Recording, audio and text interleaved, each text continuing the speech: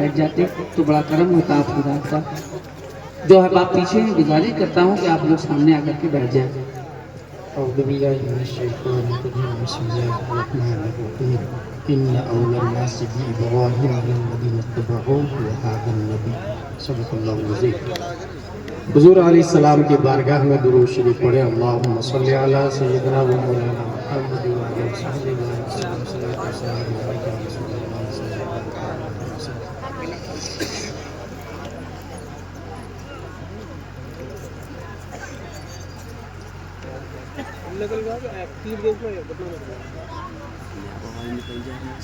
Creator of the world اللہ تبارک و تعالی.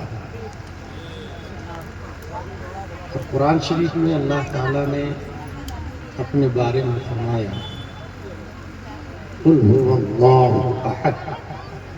اے محبوب آپ فرما دیں اللہ ایک ہے.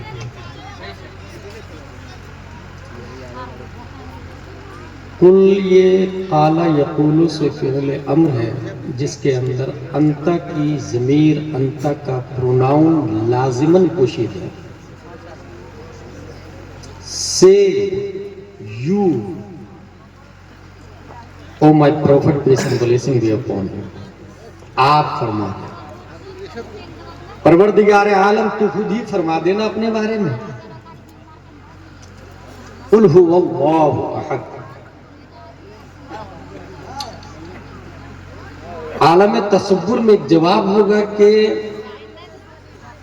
میں آپ کے بارے میں یہ کہوں کہ آپ رسول اللہ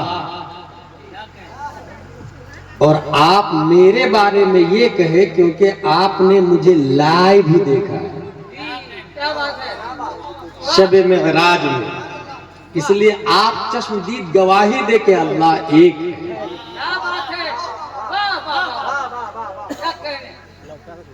ہوا جو ہے ہوا یہ دور کے لیے آتا ہے. پروناؤن تین طرح کے ہیں. I we first pronoun, you second pronoun, he they third pronoun, انا نحنو یہ فرسٹ ہے, انتا انتما انتم انتے انتما انتن یہ سیکنڈ ہے, ہوا ہما ہم ہی ہما ہمنا یہ تھرڈ ہے. یا ہوا کا لفظ ہے. سوال یہ ہے کہ اللہ نے اپنے بارے میں فرمایا نحن اقرب الیہ من حبل الورید, میں شہ رگ سے بھی زیادہ قریب ہوں. تو جب شہ رگ سے زیادہ قریب ہے تو ھذا کا لفظ آنا چاہیے. ھذا اللہ احد, هو اللہ احد نہیں, ھذا اللہ احد. اے محبوب آپ فرما دیں یہ اللہ ایک ہے, مگر آیا هو اللہ احد. قل هو اللہ احد, آپ فرما دیں وہ اللہ ایک ہے. یہ جو ہوا جو آیا یہ شان رتبی کے لیے آیا کہ اے محبوب یقیناً میں شہ رگ سے زیادہ قریب ہوں مگر دکھتا نہیں ہوں, ایبل ٹو ٹچ نہیں ہوں, ایبل ٹو واچ نہیں ہوں, ایبل ٹو لک نہیں ہوں. محبوب میں شہ رگ سے زیادہ قریب ہوں, میں لوگوں سے زیادہ آپ سے بھی زیادہ قریب ہوں, شہ رگ سے زیادہ قریب ہوں, مگر جس طرح آپ دکھتے ہیں میں دکھتا نہیں. اب رہا یہ کہ اللہ تبارک و تعالی قرآن شریف میں خود ارشاد فرمایا والذین آمنوا اشد حبا للہ, مومن وہ ہے جو اللہ کے لیے عشق کرے اور عشق کے لیے معشوق کا مجسم ہونا چاہیے. اگر کسی معشوق کا خیال آئے چلا جائے اسے کہتے ہیں خیال, اور اگر تھوڑی دیر رک کر کے جائے اسے کہتے ہیں محبت, اور اگر آئے اور جانے کا نام نہیں لے اسے کہتے ہیں عشق. پروردگار عالم ہم تجھ سے عشق کرے کیسے, کیونکہ تو شکل و صورت سے پاک ہے, تو متجسم ہونے سے پاک ہے, تو متحجز ہونے سے پاک ہے. خلاق دو عالم نے اس اعتراض کے تدفعیہ کے لیے دفع دخل مقدر کے تحت اپنی تجلی کا ایک چہرہ بنایا, able to watch, able to look, able to kiss, able to hug, able to catch, اور اس تجلی کے چہرے کا نام محمد مصطفیٰ دیا اور دنیا کو پیغام دیا من یطع الرسول فقد اطاع اللہ. اگر مجھ سے عشق کرنا ہو تو اس چہرے والے مصطفیٰ سے عشق کر لو. ان کا چہرہ تمہارے دل و دماغ میں بسے گا. اگر اچھے سے بسا لیا تو یہ مصطفیٰ سے عشق ہو جائے گا, اور جس کو مصطفیٰ سے عشق ہو جائے اسی کا عشق میرا عشق ہوتا ہے.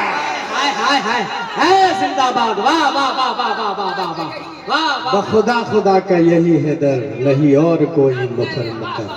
جو وہاں سے ہو یہی آ کے ہو, جو یہاں نہیں ہو. اللہ نے اپنے لیے هو اللہ احد, اور نبی کے لیے ہاذا نبی کا لفظ ہے قرآن شریف. ان اول الناس بابراہیم الذین اتبعوه وهذا النبی. یہ ہاذا قریب کے لیے اور ہوا دور کے لیے, کیونکہ اس قریب نے ہوا سے قریب کر دیا, ہاذا نے ہوا سے قریب کیا. ہم لوگوں کو ہاذا نے ہوا سے قریب کر دیا. اسی کو اعلیٰ حضرت کہتے ہیں ذرے مہر قدس تک تیرے توسط سے گئے, حد اوسط نے کیا صغرا کو کبرا نور کا. منطق میں حد اوسط بہت فیمس فارمولہ ہے. جیسے حلوہ میں شکر ہے اور شکر میٹھا ہے, شکر کا لفظ 2 بار آیا, اسی کو کہتے حد اوسط, اس کو گرا دیا. حلوہ میں شکر ہے اور شکر میٹھا ہے, نتیجہ کیا نکلے گا؟ حلوہ میٹھا ہے. 2 بار شکر آیا, حد اوسط گر جائے گا. اعلیٰ حضرت ایک بات یہاں کہتے ہیں غوث اعظم کے بارے میں کہ منطق میں حد اوسط گرتا ہے تب نتیجہ نکلتا ہے, اور دین میں جب تک آپ باقی رہتے ہیں تب تک نتیجہ نکلتا رہتا ہے. نتیجہ یہاں حد اوسط نتیجہ گر کے دے, اور یہاں جب تک کہ تو شامل ہے یا غوث. اللہ تبارک و تعالی کریٹر آف دا ورلڈ ہے, پوری دنیا کا خالق اللہ تبارک و تعالی ہے. اور اللہ تبارک و تعالی نے ہم لوگوں کو پیدا کیا, اور چونکہ ہم لوگ رب تک پہنچ نہیں سکتے اس لیے حد اوسط بنایا پیارے مصطفیٰ صلی اللہ تعالی علیہ وسلم.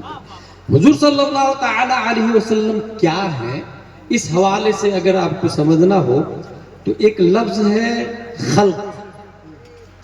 یہ جو بھائی صاحب سیدھے ہاتھ سے چاہیے, جلسے کا مقصد ہوتا ہے اصلاح عقائد, اصلاح اعمال. اور آئندہ اسٹیج پہ تو آپ تو بیٹھائیے گا ہی مت کسی غیر عالم, یہ آپ کو سخت تاکید ہے. اور کسی بھی جلسے میں غیر عالم اسٹیج پر نہیں ہونا چاہیے, کیونکہ یہ منبر رسول ہے, اور یہاں پر بیٹھنے والے حضور صلی اللہ تعالی علیہ وسلم کی نمائندگی کرتے ہیں. قولاً بھی, فعلاً بھی, قیاماً بھی, قعوداً بھی, رکوعاً بھی اور جلوساً بھی. اگر وہ بیٹھے بھی ہیں تو نیابت ہوتی ہے. حضور صلی اللہ تعالی علیہ وسلم, اللہ تبارک و تعالی نے پوری دنیا کے انسانوں کو بنایا کیونکہ کریٹر آف دا ورلڈ ہے. لیکن کوئی بھی کمپنی اگر کسی چیز کو بناتی ہے تو پہلے ایک رول ماڈل بناتی ہے, ایک ایگزامپل بناتی ہے. قدرت کی کمپنی کے بے شمار پروڈکٹ ہیں.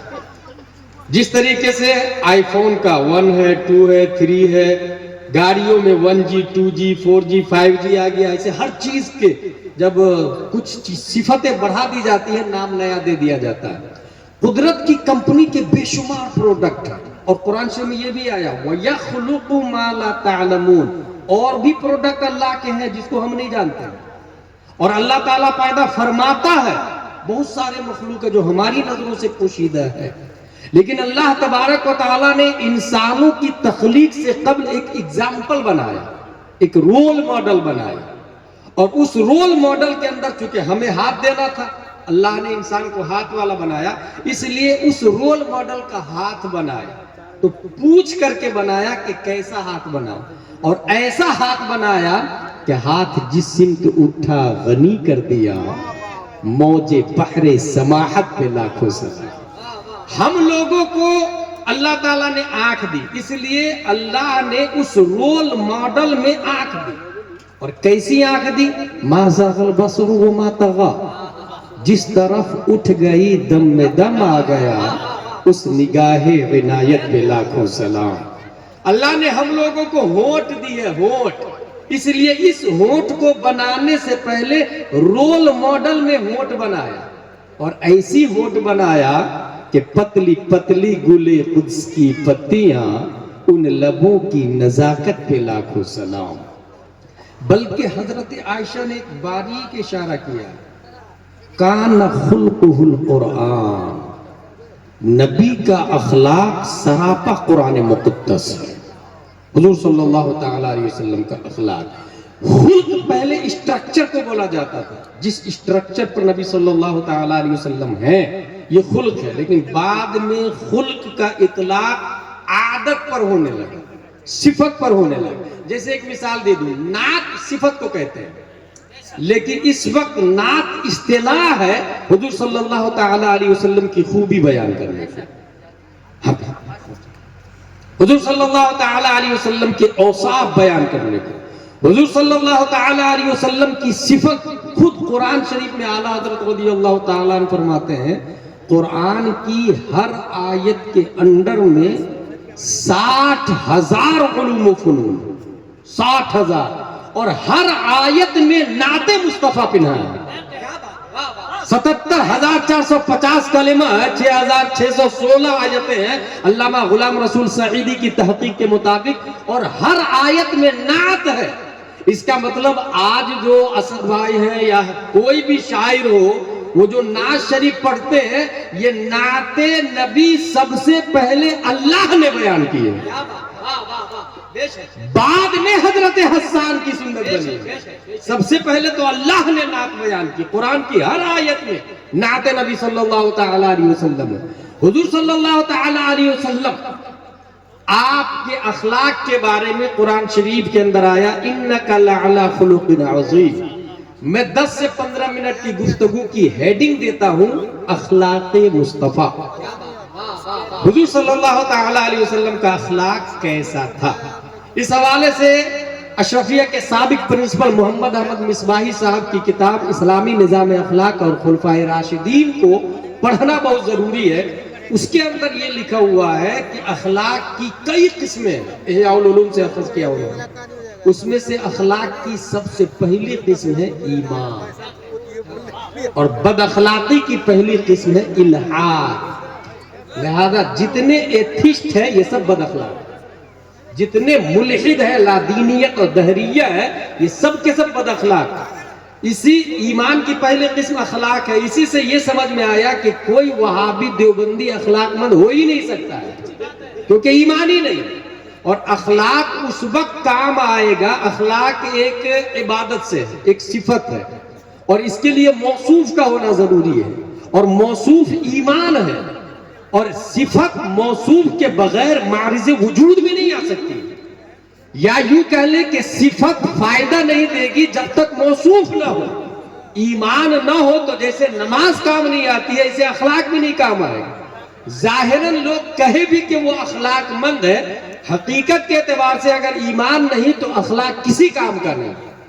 اس لیے اخلاق کی پہلی قسم ہے ایمان۔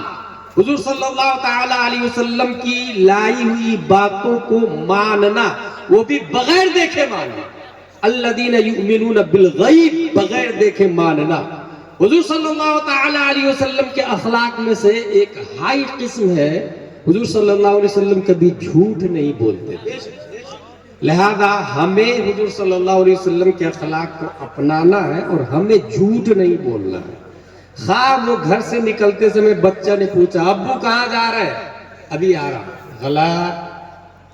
اگر آپ ابھی نہیں آ رہے تو اس کو سچ بتائیں کہ میں کام کرنے کے لیے جا رہا ہوں، کیونکہ بچے کے دماغ میں آپ نے یہ بیٹھایا ابھی آ رہا ہوں، وہ انتظار کیا آدھا گھنٹہ، 1 گھنٹہ، 2 گھنٹہ، آپ آئے 12 گھنٹے کے بعد، بچہ سمجھ جائے گا جھوٹ بولنا یہ باپ کی سنت ہے۔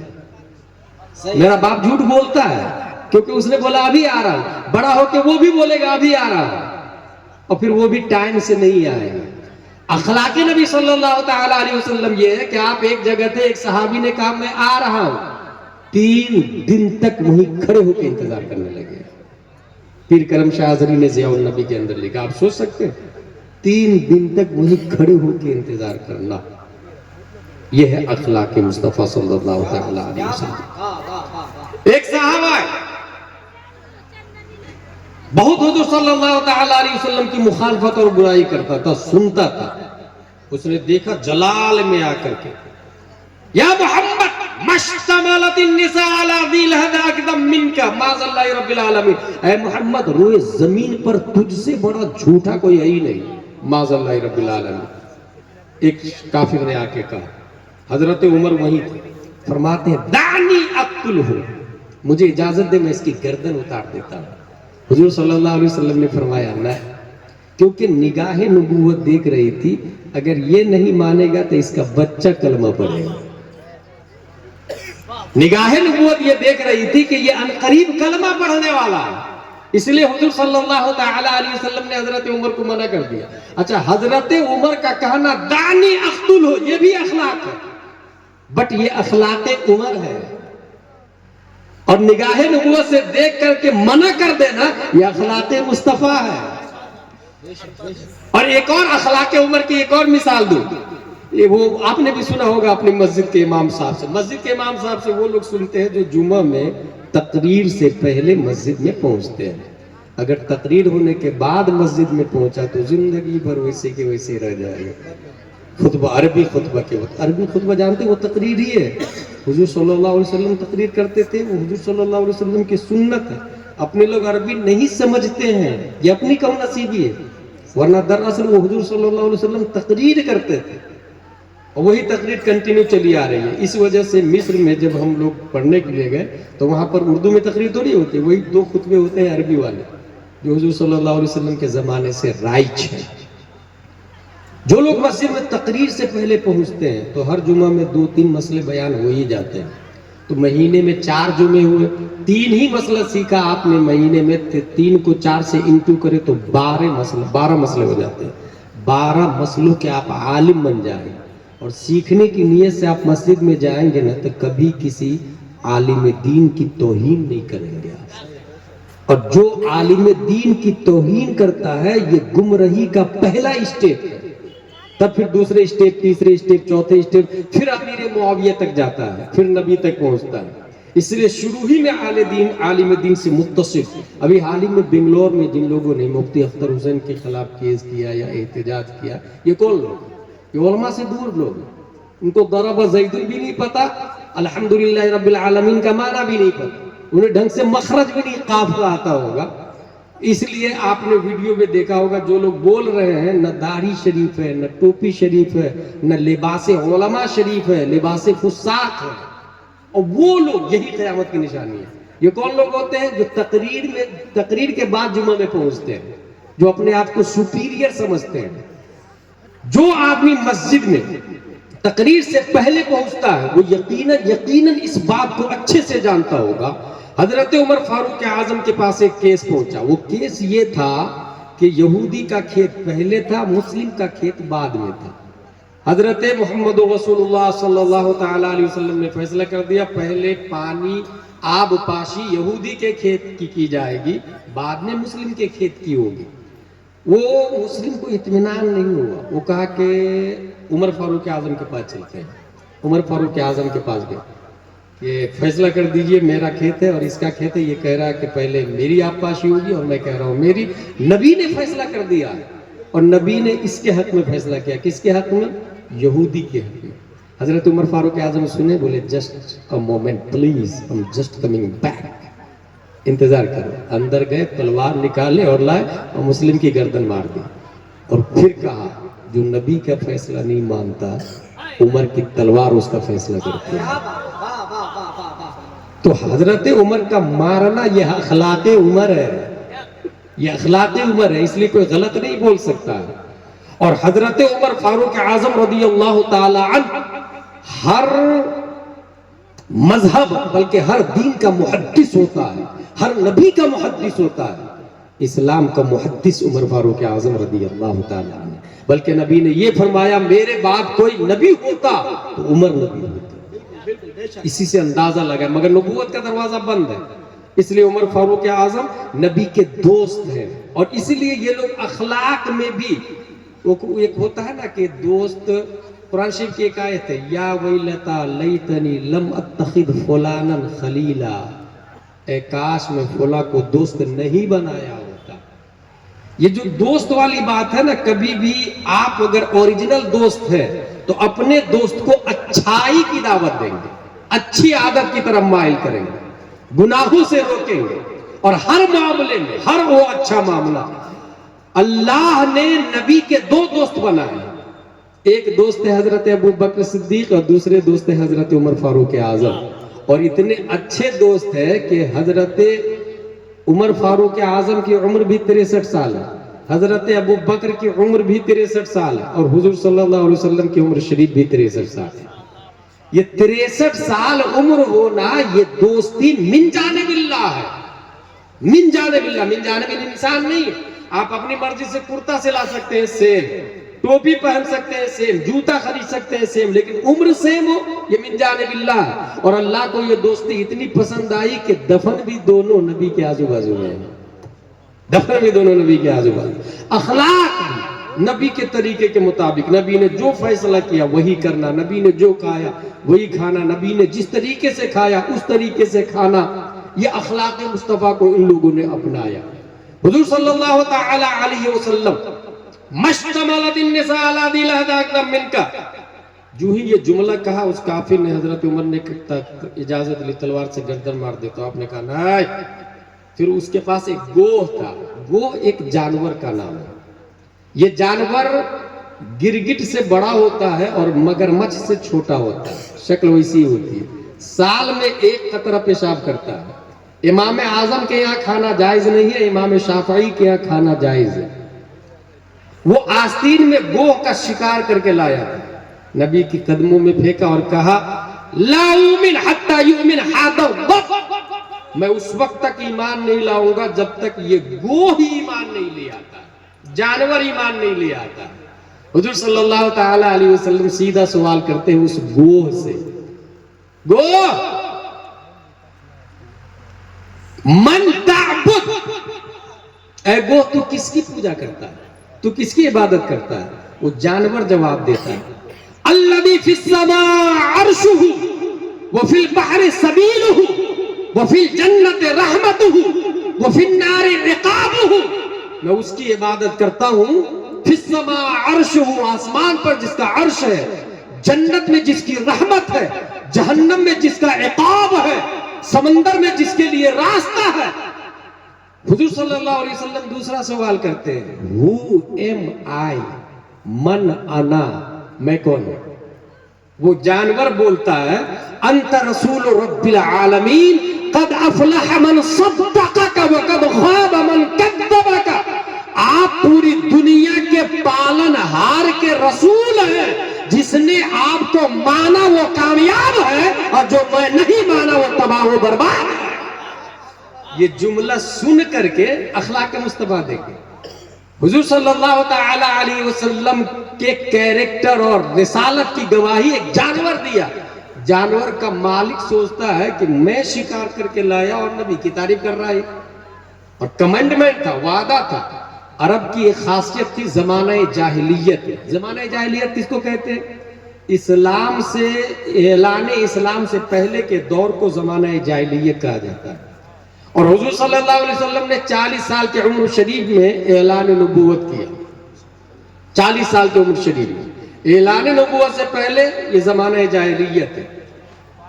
زمانہ جاہلیت میں بھی یہ بات تھی کہ جو کمنٹمنٹ کر لیتے تھے، جو وعدہ کر لیتے تھے، اس کو نبھاتے تھے، وعدہ خلافی نہیں کرتے تھے۔ اور یہ عادت عرب میں اسلام کے بعد بھی باقی رہی ہے۔ اور حضور صلی اللہ تعالی علیہ وسلم کا یہ حال ہے کہ اسلام کے اعلان سے پہلے بھی اور اسلام کے اعلان کے بعد بھی آپ سے زیادہ روئے زمین پر ایفائے عہد کرنے والا کوئی پیدا ہی نہیں ہے، وعدہ پورا کرنے والا۔ حضور صلی اللہ تعالی علیہ وسلم پر وہ گوہ ایمان لاتا ہے، گوہ کو ایمان لانے کے بعد وہ گوہ کا مالک بھی کلمہ پڑھ لیتا ہے۔ اب وہ دیکھیں، ہم لوگوں کو کوئی گالی دے دے تو کیا کر لیتے ہیں؟ جلال میں آ جاتے ہیں۔ نہیں، نبی صلی اللہ علیہ وسلم جلال میں نہیں ہے۔ اگر جلال میں آئے تو یہ تو انتقام ہو گئے، حالانکہ نبی کا حق ہے کیونکہ خالق کل نے آپ کو مالک کل بنا دیا ہے، تصرفات ہے، اقتدار ہے، سب کچھ ہے حضور صلی اللہ علیہ وسلم، مگر نہ اخلاق، حضور صلی اللہ تعالی علیہ وسلم کا اخلاق دیکھیں۔ حضور صلی اللہ علیہ وسلم کے اخلاق میں سے ایک یہ ہے کہ آپ سے کوئی مانگتا تو آپ اسے خالی ہاتھ نہیں لوٹاتے تھے، اسی کو اعلیٰ حضرت نے کہا نہیں سنتا ہی نہیں مانگنے والا تیرا، جتنے لوگوں نے مانگا، بلکہ میرے کریم سے گر قطرہ کسی نے مانگا، اخلاق مصطفیٰ میں سخاوت ہے کیا، قطرہ کسی نے مانگا دریا بہا دیے ہیں، در بے بہا دیے ہیں۔ یہ کیا ہے بھائی؟ دریا بہا دیے ہیں، در بے بہا دیے ہیں۔ قطرہ یہ جو آپ شبنم میں بیٹھے ہوئے ہیں شامیانے سے قطرہ ٹپک رہا ہوگا، وہ ایک قطرہ ہے، اور دریا قطر علی قطر اذا اجتمعت نہر، قطرہ قطرہ سے بنتا ہے تو دریا بنتا ہے، وہ جو آپ نے دیکھا ہوگا دریا بہتے ہوئے، سونامی لہریں آ جاتی ہے، سیمانچل سے اچھا اور کون سمجھ سکتا ہے دریا کی تباہی کو۔ حاصل یہ کہ حضور سے قطرہ مانگا تو دریا دیا، اس کا کیا مطلب؟ اچھا قطرہ مانگا تو دریا دیا، یہ بھی سمجھ میں آ گیا۔ در بے بہا دیے، در کہتے ہیں موتی کو، تو قطرہ مانگا دریا دیا، 1 روپیہ مانگا 100 روپیہ دیا، مگر قطرہ مانگا تو موتی دیا، اس کا کیا کنیکشن ہے؟ اس میں کیا کنیکٹیویٹی ہے؟ اس کو سمجھنا ہو تو سنیں۔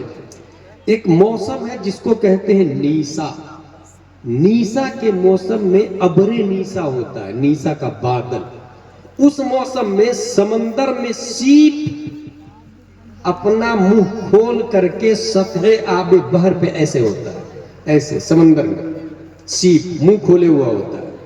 ابر نیسا کے بعد وہ باران نیسا، وہ نیسا کا پانی، نیسا کا ایک قطرہ، ایک بوند اس سیپ میں پڑتی ہے، جو ہی سیپ میں بوند پڑی وہ سیپ اپنا منہ بند کر کے تحت آب بحر میں بیٹھ جاتا ہے، سمندر کے نیچے بیٹھ جاتا ہے، اور چند مہینوں کے بعد میں وہی بوند موتی کی شکل اختیار کرتا ہے، جس کو کہتے ہیں در بے بہا، انمول موتی۔ اسی موتی کو کوئین خریدتی ہے اور بڑی بڑی مہارانیوں کے گلوں کا ہار، وہی در بے بہا بنتا ہے وہ موتی۔ اعلیٰ حضرت رضی اللہ تعالیٰ عنہ نے جو فرمایا ہے، میرے کریم سے اگر قطرہ کسی نے مانگا تو اس قطرہ کی طرف اعلیٰ حضرت کی جب توجہ آتی ہے تو دونوں قطرہ کو دیکھتے ہیں، ایک وہ قطرہ جو سیپ کے منہ میں آتا ہے، اور دوسرا وہ قطرہ جو قطرہ سے مل کے دریا بنتا ہے۔ اس لیے اعلیٰ حضرت نے دونوں طرف اشارہ کر دیا کہ حضور صلی اللہ تعالی علیہ وسلم اس سخی کا نام ہے کہ اگر قطرہ مانگا تو ایک طرف دریا دیتے ہیں جس کی ویلو ہو سکتا ہے کم ہو، مگر دوسری طرف انمول موتی بھی دیتے ہیں، اور یہ لفظ اس لیے استعمال کیا کہ قیامت تک نبی کی سخاوت کا مقابلہ دنیا میں کوئی کر ہی نہیں سکتا ہے۔ میرے کریم سے گر قطرہ کسی نے مانگا۔ اچھا اس سیپ پہ غور کریں گے تو ایک بات سمجھ میں آئے گی کہ وہ سیپ جو ہی بوند اس میں پڑی وہ سیپ سیدھا نیچے بیٹھ جاتا ہے جا کے۔ ایسے ہی اس اظہر العلوم میں انسان خالی آتا ہے، خالی سیپ آتا ہے، متبحر ماہر علماء اس میں علم کی بوند ڈالتے ہیں، علم مصطفیٰ ڈالتے ہیں، درس مصطفیٰ ڈالتے ہیں، حدیث مصطفیٰ ڈالتے ہیں، وہ باپ اور ماں کے گھر سے ایک عام قطرہ بن کے آتا ہے، اظہر العلوم والے اسے در بے بہا بنا کے بھیجتے ہیں، اسے حافظ قرآن بنا کے بھیجتے ہیں، اسے قاری قرآن بنا کے بھیجتے ہیں۔ یہیں سے ایک اور بات سمجھ میں آتی ہے، اگر کوئی شخص، کوئی انسان اپنے باپ کی پیٹھ سے ماں کے پیٹ میں منتقل ہوتا ہے، غور سے سنیے گا میری بات، کوئی انسان باپ کی پیٹھ سے ماں کے پیٹ میں منتقل ہوتا ہے، 9 مہینے ماں کے پیٹ میں رہتا ہے، اس ماں کو چاہیے اس سیپ کی طرح تحت آب میں بیٹھ جائے، گھومے نہیں ادھر ادھر، دائیں بائیں نہیں کرے، باہر نہ پھرے، اجنبی مردوں سے اختلاط نہ ہو، اس کی آواز غیر محرم نہ سنے, وہ دوسرے مردوں کو نہ دیکھے اور نہ اپنا چہرہ دیکھنے دے.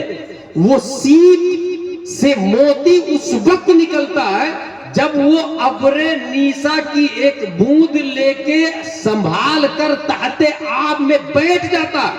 سمندر کے نیچے وہ سیپ بیٹھ گیا, مخصوص مدت کے بعد میں اس سے انمول موتی نکلتے ہیں.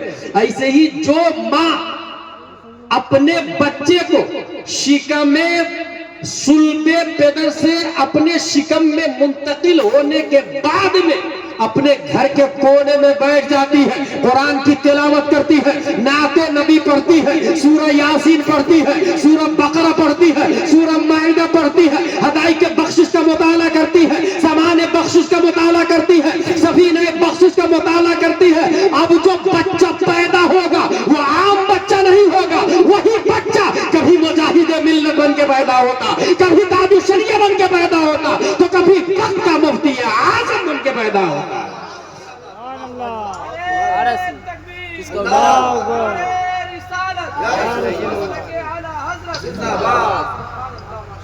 در بے بہا دیے, وہ سیپ تحت آب میں بیٹھ جاتا. اچھا وہ سیپ دوڑے بھاگے گیا کام سے, اس بوند کے ذرات منتشر ہو جائیں گے, انمول موتی ہی نہیں بنے گا.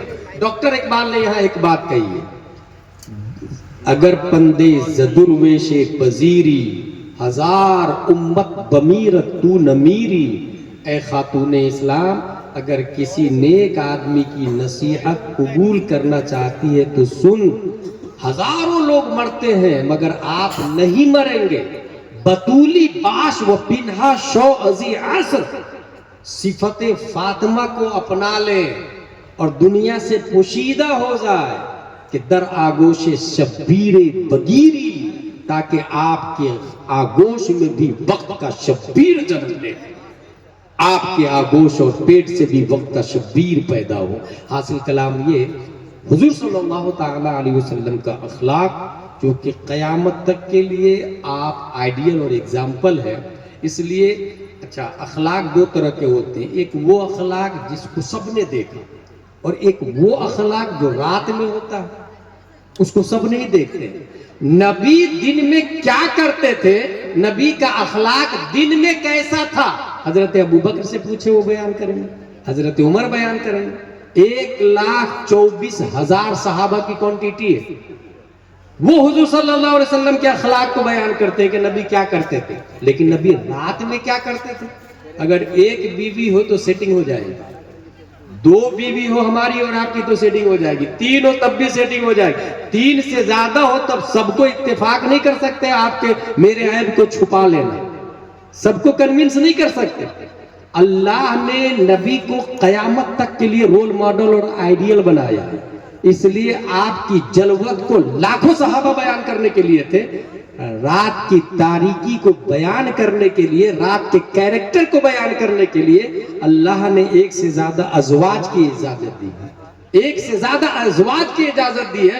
اور یہ صحابیات, یہ ازواج مطہرات ہمیں بتاتی ہے کہ پیارے مصطفیٰ سوتے کیسے تھے, اٹھتے کیسے تھے, لیٹتے کیسے تھے, اٹھنے کے بعد سب سے پہلے کیا کرتے تھے. یہ تمام تر ظاہری باطنی اخلاق, خلوت و جلوت کے اخلاق دنیا میں کسی نیوٹن کا آیا نہیں, آئنسٹائن کا آیا نہیں, کیپلر کا آیا نہیں, زرقالی کا ظاہر نہیں, ارسطو کا ظاہر نہیں, کسی بھی ابراہم لنکن کا, دنیا کا کوئی بھی لیڈر آیا ہو اس کا دونوں پہلو پبلک کے سامنے نہیں ہے, مگر یہ پیارے مصطفیٰ ہے. دن میں چلتے کیسے تھے, بخاری میں آیا. ذہب رسول اللہ, مسکراتے کیسے تھے, بخاری میں آیا. تبسم رسول اللہ, پکڑتے کیسے تھے, بخاری میں آیا. بطش رسول اللہ, حضور صلی اللہ تعالی علیہ وسلم کھاتے کیسے تھے, بخاری میں آیا. اکل رسول اللہ, مگر رات میں مصطفیٰ سوتے کیسے تھے, بخاری میں آیا. فنام رسول اللہ صلی اللہ علیہ وسلم. اسی لیے قیامت تک نبی سے اچھا کوئی لیڈر آ ہی نہیں سکتا.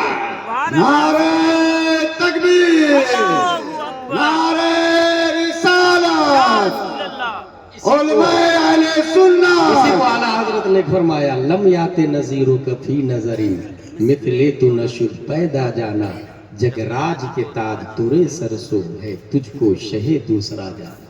हुजूर सल्लल्लाहु ताला अलैहि वसल्लम आपका हमारे और उनमें एक बुनियादी फर्क ये भी है, तकाबुल तो है ही नहीं, जैसा कि कुछ दिन पहले ही मैंने बताया था। एक बुनियादी फर्क ये भी है कि हुजूर सल्लल्लाहु अलैहि वसल्लम का आना, आप फरमाते हयाती खैरुल लकुम व ममाती खैरुल लकुम, मेरा आना भी खैर है, मेरा जाना भी खैर है। अपने लोग आते हैं तो खुशियां होती है घर में, सब लोग खुशी मनाती, फला क्या लड़का पैदा हुआ, लड़का पैदा हुआ, लेकिन मर गया तो खुशी मनती है कहीं? कोई खुशी मनाता? सब रोते रहते हैं। हुजूर सल्लल्लाहु अलैहि वसल्लम फरमाते हैं मेरा आना भी खैर है, मेरा जाना भी खैर है। दूसरा फर्क यह है कि हम मरते हैं तो हमारी बीवी का निकाह खत्म हो जाता है, इद्दत के बाद 4 महीने 10 दिन के बाद वो किसी से भी निकाह कर सकती है, ठीक है। नबी के इंतकाल के बावजूद अज़वाजे मुतहरात का निकाह खत्म नहीं होता, गौर कीजिएगा। उसकी वजह क्या है? उसकी वजह यह है कि हम मरते हैं, नबी जिंदा है, और निकाह मरने से टूटता है, इंतकाल मकानी से निकाह नहीं टूटता। हकीकत यह है कि हमारे नबी मरे ही नहीं, जिंदा है, जिंदा। ये वहाबी देवबंदी का अकीदा है। अगर उसको थोड़ी सी अक्ल होती तो समझ जाते वो कि हमारी बीवी का निकाह टूट जाता है इसलिए दूसरी शादी कर सकती है। अज़वाजे मुतहरात निकाह बाकी है, निकाह बाकी है, इस वजह से उनका निकाह ही नहीं टूटता है।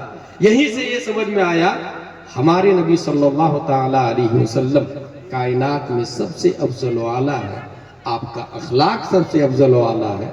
नबी के सदक़े में हम लोग दूसरी उम्मतों से मुमताज है, इस बुनियाद पर कि नबी की उम्मत है, नबी की वसातत और नबी के तवस्सुत से, इसलिए हमारे ऊपर लाजिम है अखलाक नबी को अपनाए, झूठ न बोले, ईमान लाना अखलाक की पहली किस्म। दूसरी किस्म पढ़ना, ये भी अखलाक की दूसरी बुनियादी किस्म है। इल्म हासिल करना, जहालत ये बदअखलाकी है, इल्म हासिल करना ये अखलाक है, जाहिल रहना ये बदअखलाकी है। अच्छा, ज़माना जाहिलियत जो अभी मैंने बताया, गौर कीजिएगा, ज़माना जाहिलियत और ज़माना जाहिलियत के अपोजिट में कौन सा ज़माना आता है? ज़माना इस्लाम। करेक्ट, सही जवाब दिया आपने। ज़माना जाहिलियत के मुकाबिल में कौन सा ज़माना आता है? ज़माना इस्लाम। लेकिन सवाल यह है कि जहालत के मुकाबिल में ज़माना इल्म आना चाहिए ना, ज़माना इस्लाम क्यों आए? इसमें बारीक इशारा है कि मुसलमान जाहिल नहीं हो सकता है। सुभान अल्लाह। इस्लाम नाम ही है इल्म का, मुसलमान हो और इल्म न हो हैरत की बात है, मुसलमान और इलिटरेसी हैरत की बात है। पहली आयत इकरा और कारिय कुरान इल्म से खाली हैरत की बात है। ज़माने जहालत के मुकाबले में इस्लाम का आना इस बात की दलील है कि इल्म मुसलमानों ही का हक है। पूरी दुनिया में इल्म की नशर इशात हम ही ने की है, टेक्नोलॉजी की इजाद हम ही ने की है, दुनिया के अंदर स्पेस में जाने का तरीका और सलीका हमने बताया है, उड़ने का तरीका, परवाज, कुव्वते परवाज हमने दी है। वमा खलक़ना समावाति वल अर्द वमा बैनहुमा लाइबिन, नहीं सुना आपने? लतरकबुन्ना तबक़न अन तबक़ फमा लहुम ला युमिनून, नहीं सुना आपने? बेशुमार टेक्नोलॉजी का इशारा कुरान मुक़द्दस के अंदर मौजूद है, बल्कि वो रोशनी के हवाले से आया, मैं यातीनी बिअशा क़ब्ल अन यातूनी मुस्लिमीन क़ाल इफ़रीतु मिनल जिन्न अना आतीका बिही क़ब्ल अन तक़ूम मिन मक़ामिक। ये इस आयत से आप पहले ये सुन ले कि बहुत सारे आप में से लोग हैं जो बाबा के पास जाते हैं और कहते हैं देखिए ना मुझे क्या हो गया है। बाबा चेक करेंगे तुम्हारा नाम, माँ का नाम, आज दिन कौन सा है, और इंटू करेंगे और ज़र्ब लगा के 0 निकले तो ये, 1 निकले तो ये, 2 निकले तो ये, 3 निकले तो ये, 50,000 लगेगा। पूरा शमशान घाट है आपके ऊपर। और जो करोड़पति आदमी है ना वो 50,000 दे भी देता है, मेहनत लगेगी जरा। अच्छा, इस आड़ में कितने बाबा कितने हरामकारी कर रहे हैं आपको पता ही नहीं। बहुत सारी औरतें जिन्नात से परेशान है, बाबा के पास जा रही है, बाबा ही के पास रह रही है। बहुत सारे बाबा ये बोल रहे हैं कि ये मेरे पास रहेगी तभी जिन्नात उतरेगा। इस तरीके से पब्लिक की बेवकूफी है। ये जहालत किसकी? ये बदअखलाकी पब्लिक की। अखलाक मुस्तफा को समझा ही नहीं उसने। एक बाबा ऐसा भी दुनिया में है, उसने सीधा क्या किया है, एक चौकोर रूम बनाया, मुरब्बा 10 बाई 10 का एक रूम, उसमें 4 गेट लगाया और बैठा हुआ एक तरफ, 4 गेट लगाया, बाउंड्री वाल बनाया चारों तरफ से, और बाउंड्री वाल में एक ही गेट है, गेट पे अपना असिस्टेंट बैठा के रखा है, कोई भी आता है उससे पूछता है असिस्टेंट क्या हो रहा, बोले वो बुखार लग रहा है, गेट नंबर 1 से जाना, तुमको क्या हुआ है, बोले वो जिन्नात लग रहा है, गेट नंबर 2 से जाना, तो सबको ऐसे ही बता देता है। मेरी बीवी मेरी बात नहीं मान रही, गेट नंबर 3 से जाना, जो ही वो गेट नंबर 3 से एंट्री किया, अच्छा तुम्हारी बीवी तुम्हारे कहने में नहीं, सामने वाला सोचता बाबा को कैसे पता चला। और इस तरीके से हजारों 95% बाबा हरामखोरी और हरामकारी कर रहे हैं, 95%। यकीन न हो तो आप अपने एरिया के किसी अच्छे आलिम से किसी मशहूर बाबा के बारे में पूछें, वो फौरन बता दें। और सिर्फ छोटे मोटे नहीं, जो आदमी साइकिल पे आया था वो फॉर्च्यूनर पे चल रहा है, पब्लिक बेवकूफ। देखिए ना मेरे ऊपर जिन्नात लग, एक आदमी, मेरा एक दोस्त अहमदाबाद में, बड़ी अच्छी बात बताया, उसके पास एक आदमी पहुंचा, बोले माँ भी राजी, बाप भी राजी, सब कुछ राजी है, बस लड़की राजी नहीं हो रही है, आप ऐसा ताबीज दे दीजिए कि लड़की फट से हाँ बोल दे। वो हमारे दोस्त कहते हैं अगर ऐसा ताबीज होता तो मैं हीरोइन को नहीं दे देता। तो क्या पब्लिक की बेवकूफी हो गई भाई। भाई इस्लाम कहता है आप जाके पैगाम देना, आप बात करें ना उसकी माँ बाप से, आप अपने बाप को भेजे ना। आप अगर फकीर है तो वक्त के बादशाह को भी निकाह का पैगाम देना जायज, ये इस्लाम का तरीका, इस्लाम का तरीका। और अगर इस्लाम के तरीके को अपनाए तो इब्राहिम बिन अदहम ने वक्त के बादशाह को पैगाम दिया, बादशाह ने शर्त रखी हीरा लेकर के आओ, वो हीरा लेकर के आए, दूसरी शर्त रख दी क्योंकि बादशाह की नियत ही नहीं थी शादी करने की, ब्लैक हीरा लेकर के आओ, वो ब्लैक हीरा भी लेकर के आ गए, फिर नियत बदल गई, लड़की ही का इंतकाल हो गया, लड़की को दफन कर दिया गया। इब्राहिम बिन अदम इतने बड़े जुनून वाले अल्लाह के वली, जाके लाश उखाड़ करके जंगल में लाके रख दी, बोले शादी तो इसी से करूंगा। खल्लाके दो आलम ने, अल्लाह तबारक व तआला ने 2 फरिश्तों को भेजा, 2 फरिश्ते गवाह की शक्ल में आए, कुछ सुंघाए, उससे वो खातून होश में आती, जिंदा हो जाती है, शरबत पिलाया गया, बिल्कुल खूबसूरत हसीन खातून थी, उन दोनों गवाहों ने निकाह पढ़ाया, दोनों जिंदगी गुजारने लगे, बच्चा भी पैदा हुआ, इब्राहिम बिन अदम का बच्चा भी पैदा हुआ। हासिल ये कि अगर मोहब्बत शरीयत के दायरे में हो तो महबूब को अल्लाह मरने के बाद भी जिंदा कर देता है। मगर ये हराम कारी है, ये जीएफ रखना, ये गर्लफ्रेंड रखना, ये लिविंग में रहना, ये तो सरासर हराम है ना भाई साहब। ये कौन सी दुनिया में जी रहे हैं आप? कभी इस्लाम को समझे तो सही, कभी अखलाके मुस्तफा को समझे तो सही। हुजूर सल्लल्लाहु अलैहि वसल्लम ने बाज़ाब्ता अपने मुंह बोले बेटे के पैगाम में एक बादी उनके निकाह में आई थी, उनके हिस्से में आई, आपने कहा इसको मेरे निकाह में दे दो, मैं निकाह करूंगा मेरे हवाले का। इस्लाम का तरीका अपनाए ना भाई, एक नहीं मानेंगे कोई बात नहीं, लेकिन शरीयत के दायरे में रहे, इससे बहुत बरकत होगी, बहुत ज्यादा बरकत होगी। हासिल ये हुजूर सल्लल्लाहु ताला अलैहि वसल्लम के अखलाक हसना में से है झूठ नहीं बोलना, वादा खिलाफी नहीं करना, इल्म हासिल करना। शैतान और भूत ये हर जमाने में शैतान रहे हैं, आज ही नहीं है, हर जमाने में। तो ये बाबा लोग जो आगे बढ़ रहे हैं ना, ये हम जाके कहते हैं कि वो देखिए ना परेशान कर रहा है, इसलिए वो हरामखोरी और हरामकारी दोनों वो कर रहे हैं। कुरान शरीफ की ये जो आयत है, ये आयत बता रही है कि जिन्नात की ताकत ज्यादा नहीं है, इंसान की ताकत उससे ज्यादा है। जो आयत मैंने तिलावत की, हजरत सुलेमान अलैहिस्सलाम ने कहा कौन है बिल्कीस के तख्त को उठा करके लाएगा? एक जिन्नात खड़ा हुआ, हजरत मैं लाऊंगा। जिन खड़ा हुआ, बोले कितनी देर में लाएगा? बोले आप अपनी जगह से खड़े हो उससे पहले लाके रख दो। कहा इससे भी पहले मुझे चाहिए।